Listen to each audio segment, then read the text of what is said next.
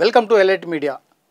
Addanki Dayakar Congress party senior నాయకులు ఆసక్తికరంగా వ్యాఖ్యలు చేశారు. అందులో భాగంగా రాజ్యాంగాన్ని పరిరక్షించే బాధ్యత కాంగ్రెస్ పార్టీ పైన ఉంది అని చెప్పి ఆయన ఒక వివరణ ఇచ్చారు. అందులో భాగంగా ఒక వీడియోను ఆయన రిలీజ్ చేశారు. ఆ వీడియో ఏంటో ఒకసారి, ఆయన మాటలు ఏంటో ఒకసారి చూద్దాం. ఇది అద్దంకి దయాకర్ గారు మరి ఏం మాట్లాడతారో చూద్దాం.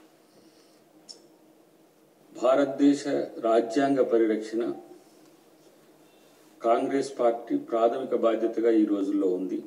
బీజేపీ సామ్రాజ్యవాద దృక్పథం, బీజేపీ రాజకీయ స్వార్థం. ఇక్కడ మనం గమనించినట్టయితే రెండు మాటలు కనిపిస్తున్నాయి.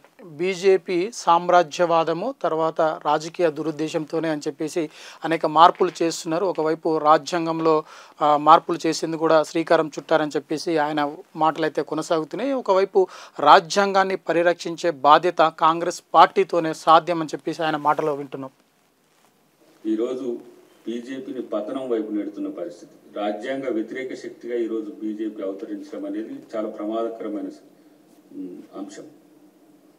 ఇప్పుడు రీసెంట్గా మనం ఆంధ్రప్రదేశ్లో చూస్తున్నాం కదా, చంద్రబాబు గారితో కలిసి అధికారంలోకి వచ్చిన తర్వాత కూటమిలో లుకలుకలు, అటు పవన్ కళ్యాణ్ సీఎం కావాలని, ఇటువైపు లోకేష్ డిప్యూటీ సీఎం కావాలని చెప్పి చూసాం. ఒకవైపు ఏపీలో ఏ విధంగా అయితే కూటమి ప్రభుత్వం అధికారంలోకి వచ్చిన తర్వాత అక్కడ రాజకీయంగా ఆ పార్టీల మధ్య, ఇటు పవన్ కళ్యాణ్ కావచ్చు, లేదంటే టీడీపీ మధ్య, ఇటు జనసేన టీడీపీ మధ్య పార్టీలో లుకలుకలు ఒకసారి బయటికి వచ్చాయి. ఆ ప్రస్తావనను కూడా ఆయన తెర మీదకి తీసుకొచ్చారు. ఈ నేపథ్యంలో అసలు CM, deputy CM, home minister అనే ఈ మూడు క్యారెక్టర్ల చుట్టూ కూడా అక్కడ రాజకీయాలు శరవేగంగా మారుతున్నాయి. వాటిపైన పోటీ అయితే కొనసాగుతుంది. ఒకవైపు హోమ్ మినిస్టర్గా ఉండాలని చెప్పేసి డిప్యూటీ సీఎంగా ఉన్న పవన్ కళ్యాణ్ మరి ఆసక్తికరంగా ఎదురు చూశారు. కానీ ఆయనకు నిరాశ ఎదిరింది.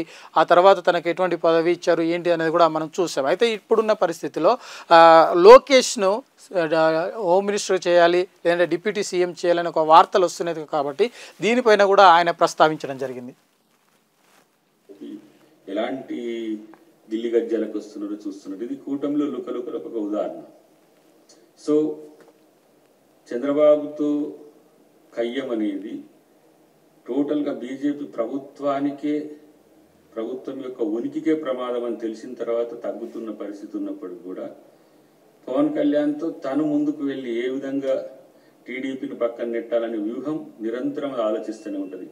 పంజాబ్లో అకాలీలతో ఆలోచించిన, మహారాష్ట్రలో షిండేతో ఆలోచించిన, ఇంకో రాష్ట్రంలో ఇంకొకరితో ఆలోచించిన, తన రాజకీయ మిత్రునితో కలిసి రాజకీయ లబ్ధి పొంది ఏ విధంగా అదే రాజకీయ పార్టీని అంతం చేయాలనేది బీజేపీ ఎత్తుగడ ఉంటుంది ఎప్పుడు కూడా. కాబట్టి వాళ్ళు జాగ్రత్తగానే ఉన్నారు. ఇప్పుడు బీజేపీకి ఆ ప్రమాదం కూడా భవిష్యత్తులో ఉంటుంది. ఇక్కడ చూసినట్టయితే మనం ముఖ్యంగా చంద్రబాబుతో బీజేపీకి కసరత్తు, అంటే వారి మధ్య, ఇరువురు మధ్య ఏపీలో జరిగిన ఇది సఖ్యత కావచ్చు, అది భవిష్యత్తులో ఇటు టీడీపీకి, జనసేనకు, ఆ తర్వాత బీజేపీ కూడా ఇరు పార్టీల మధ్య తీవ్రంగా పోటాపోటీ నిలిచే అవకాశం కనిపిస్తుంది.